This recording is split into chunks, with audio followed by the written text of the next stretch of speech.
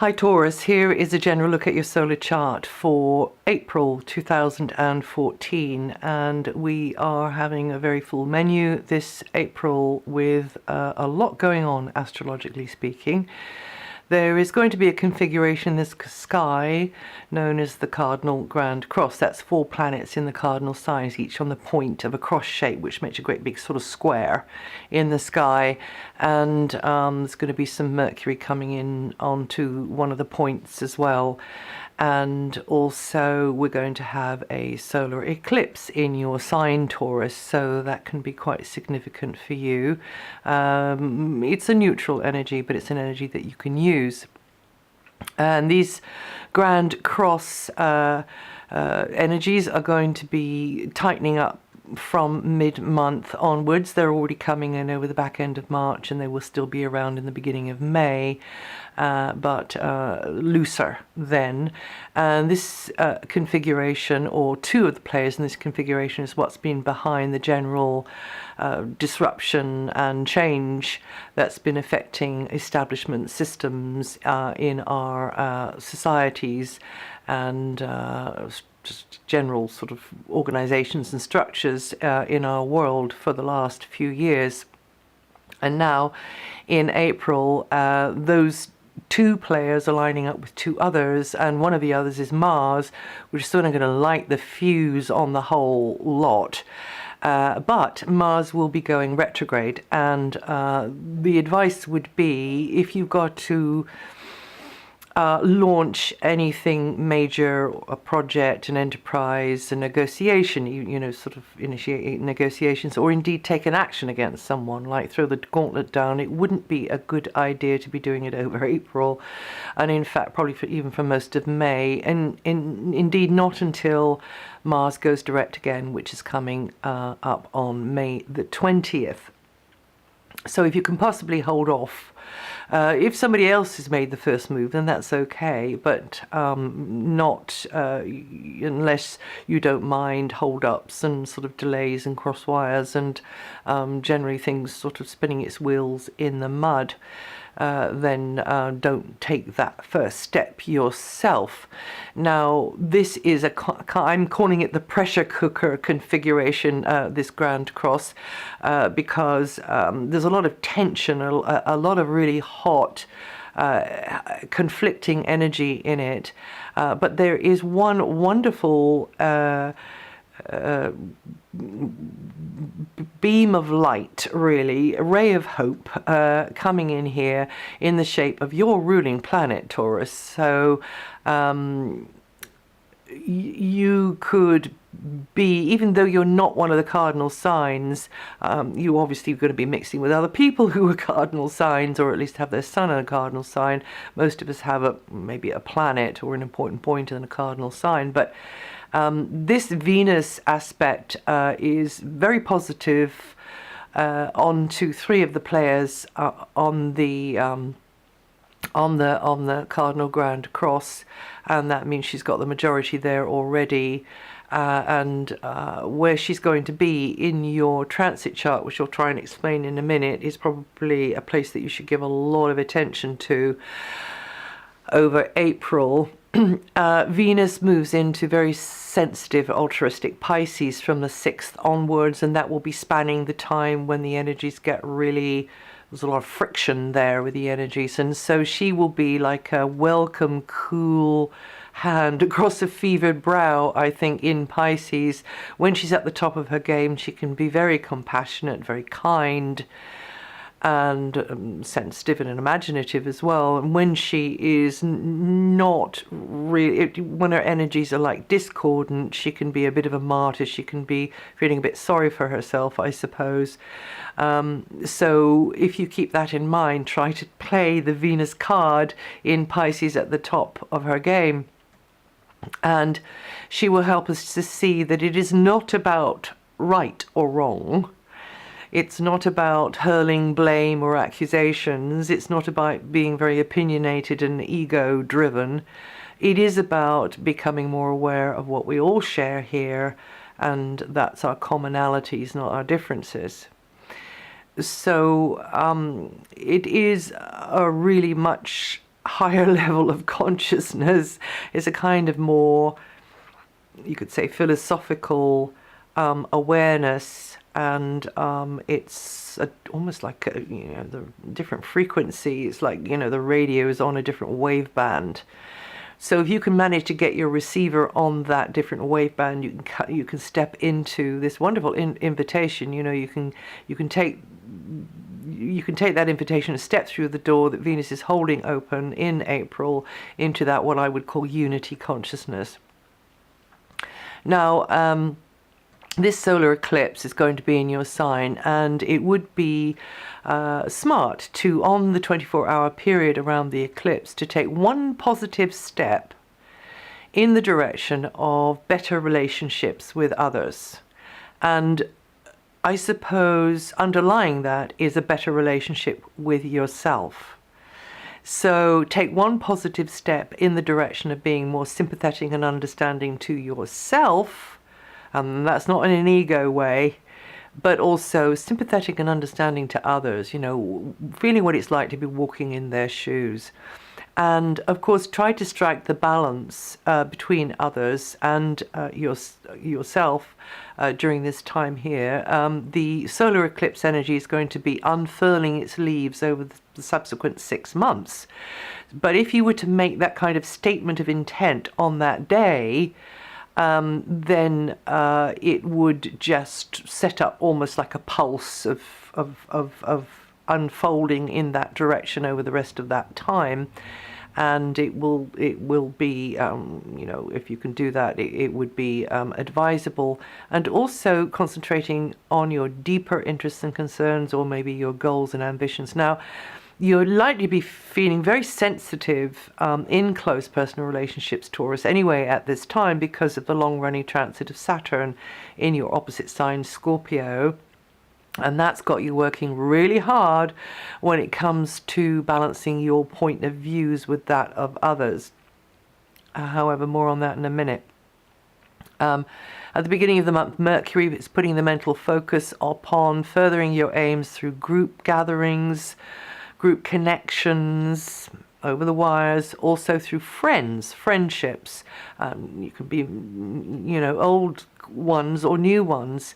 And discussions and ideas will tend to have a technical slant with some of you, but also involvement with the collective of others who've got certain interests in common, outcomes in common, and you can tend to be learning through them and really, exchanging information. They're very interested in what you've got to say about things, and you can be picking up nuggets from them. And then from the 8th, Mercury moves into an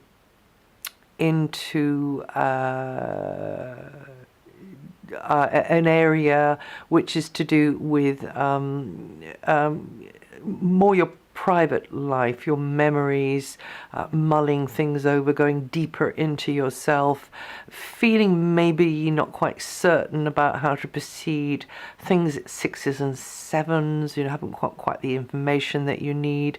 So just listen to your inner guidance, trust that it will be well, and don't get stressed out over something that hasn't happened yet.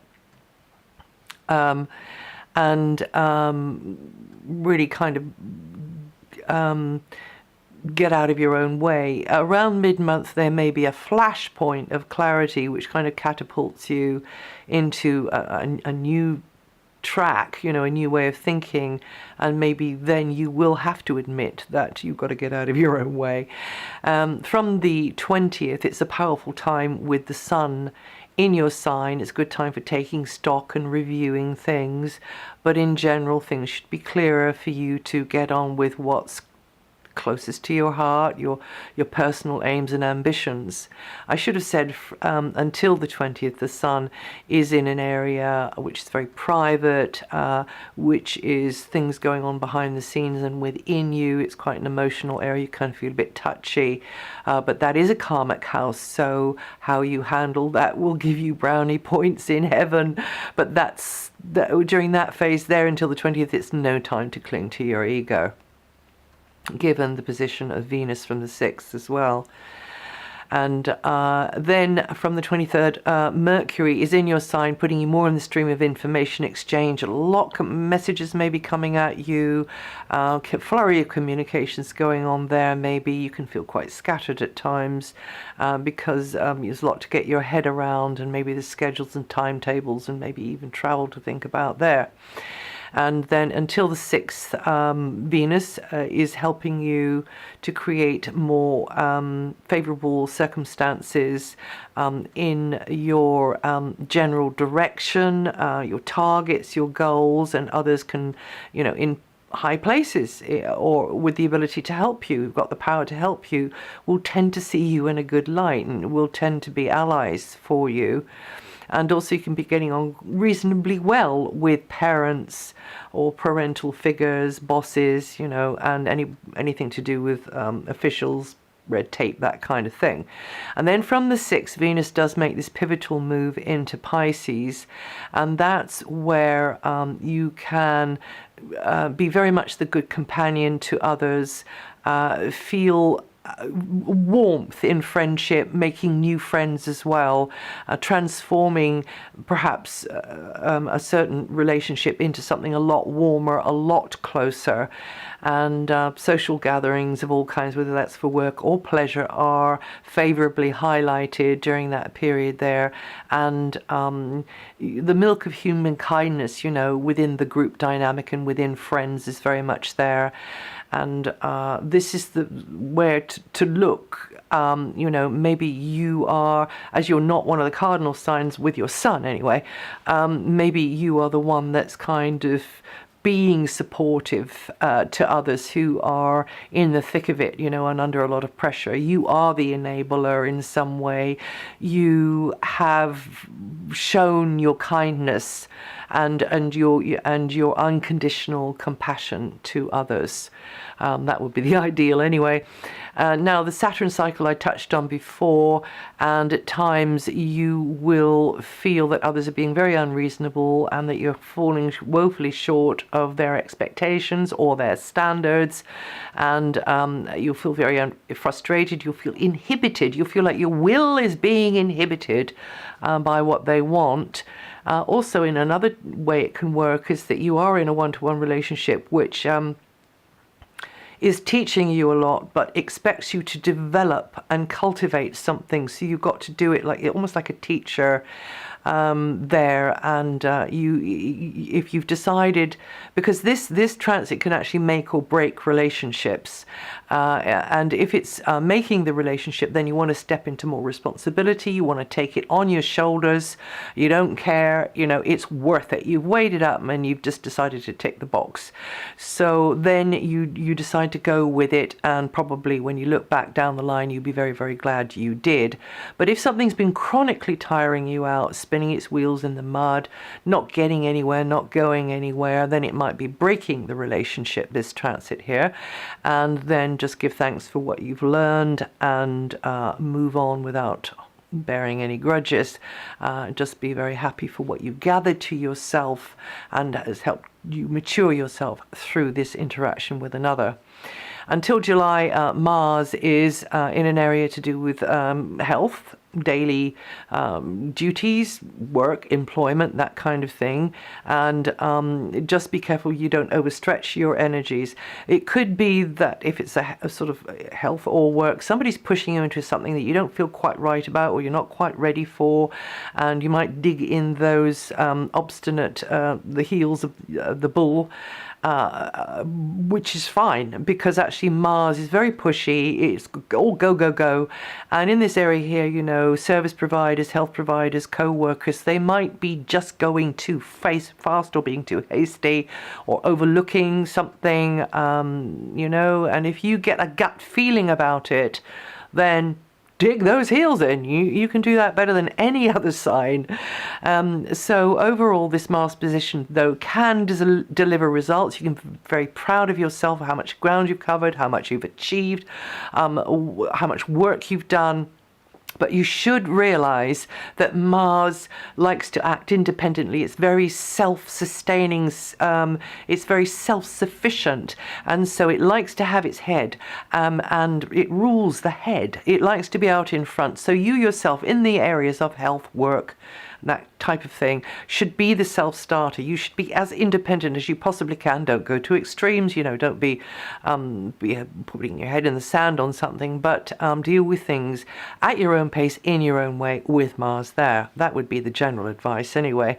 And then in conclusion, Jupiter is expansiveness is tending to support a more upbeat, positive frame of mind.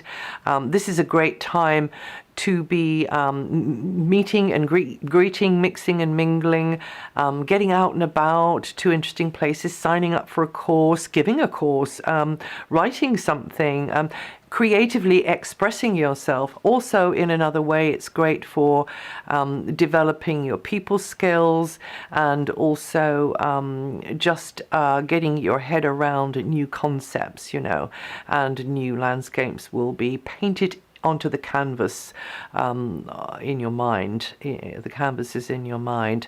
And that's it for April. If you know your rising sign or your moon sign, listen to the forecast for those. Also, if you want to know which dates of birth in your sign are being most affected by some of the transits, you can see the written version of this on my website. And also there's a separate video about the Cardinal Grand Cross. And I'll see you the next time.